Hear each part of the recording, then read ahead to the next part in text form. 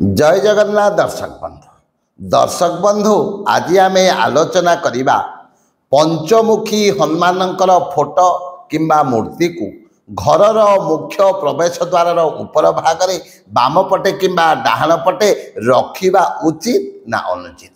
अनेक लोक मते प्रश्न करती आज्ञा जे आमे आम घरर मुख्य प्रवेश द्वार उपरे गोटे पंचमुखी हनुमानंकर फोटो को रखीचु किंबा मार्बल जो मूर्ति मिलूँ रखीचु। शास्त्रर मत अनुसार शास्त्र जो कथा को कहती प्रकृत में वीर बजरंगबाली को पूजा करिबा वीर बजरंगबाली प्रत्येक दिन 40 को पठन करने द्वारा कौन होता है आमर समस्त प्रकार रिष्ट खंडन होता है।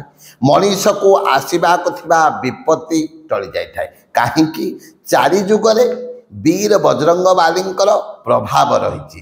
4 जुग पर ताप तुम्हारा सत्य जुग हो त्रेतया जुग हो द्वापर जुग हो वर्तमान जो कलिजुग चली 4 जुगरे वीर बजरंगबाली प्रभाव निश्चित भाव में रही। आपण मैंने आज देखुंट घरे घरे पूरे पूरे चारिआडे लोक मैंने किछि पूजा करंतु किबा न करंतु प्रायतः लोक मैंने कौन करती हनुमान चालीसा को प्रत्येक दिन पाठ करती।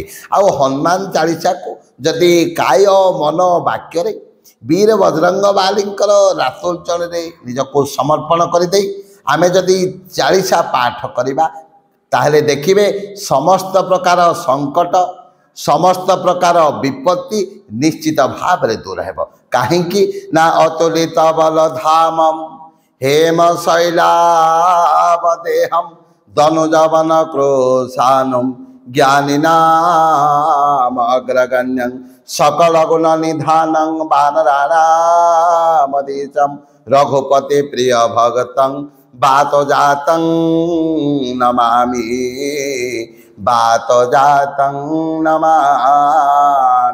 जदि आमे प्रत्येक दिन वीर बजरंगबाली को पूजा करिबा फलस्वरूप रघुनाथंकर भगवान रामंकर आशीर्वाद निश्चित भाव में आम उपरे रहिबो।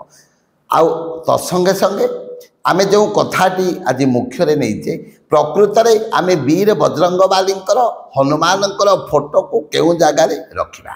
शास्त्र जो कथा कहती घरर उपर भागरे अर्थात मुख्य प्रवेश द्वार उपर भागरे हो बाम पटे हो किंबा डाहाण पटे हो केबे मध्य वीर बजरंगबाली फोटो मूर्ति विग्रह को रखंतु नहीं। कहीं आमे जो घर प्रवेश द्वार उपर भागरे किंबा बाम पटे डाहाण पटे जदि हनुमानंकर फोटो लगेबा जेते बेले आमर मृताशोच होउची किंबा जन्माशोच होउची किंबा कौन सी प्रकार जिते बड़े छुत्रिका आदि होती आम से जगह को छुई दौचे से जगह पटे दे जाऊे फल कौन आमर छाई भगवान पड़ा यह फलस्वरूप पवित्रता नष्ट होता है। प्रत्येक ठाकुर को कौ जगार रखा एवं कौ जगार रखा द्वारा तार सठिक फल मिलता है। आम घरर जो जगार आम ठाकुर घर करुचे ईशान्य कोण में आम जदि ठाकुर को बसैबा नचेत पूर्व दिगर कांथर रखी वीर बजरंगबाली मुख जदि पश्चिम दिग को रहिबो निश्चित भाव में ये घर पर अत्यंत शुभदायक होता है। तेणु दर्शक बंधु आपण माने जो प्रश्नटी मते बारंबार पचारुचंती से प्रश्नटी बुझे देवाई मुझे ये भिडटी करुच्ची। प्रकृत में घरर मुख्य प्रवेश द्वार उपरे हो बामरे हो किंबा डाहाणे हो कौटी भी ठाकुर कौन ठाकुर फोटो लगातु नहीं। कहीं मनीष रही जेभली भाव में गोटे घरर आवश्यकता रही है एवं घरटी को आम सफा सुतर करुचे एवं से ही जगार रोचे। तेणु ठाकुर तो आम ठारू यथेष्ट गुण में अधिक से हेले अकर्म कर्मदायक ए विश्वर नियंता सृष्टिर नियंता तांको कौन करवा गोटे ठाकुर घर करी आम से ही जगार बसैबा। आउ प्रत्येक दिन सकाळ एवं संध्यारे जदि आम 3 थर लेखाए हनुमान चालीसा पाठ करिबा देखिबे समस्त प्रकार ग्रह संकट दूर हेब आपण मानक जीवन में आसुथिबा समस्त प्रकार विपत्ति दूर हेब समस्त प्रकार रिष्ट खंडन हेब एवं आपण मानकु केबे मध्य ग्रह पीड़ा लागिब नाही एवं बहुत बड़ संकट जदि आसीबाक थिबो ताहा निश्चित भाव में टळिजिब। तेणु एई वीडियो माध्यम रे गोटे कथा कहबाक चाहे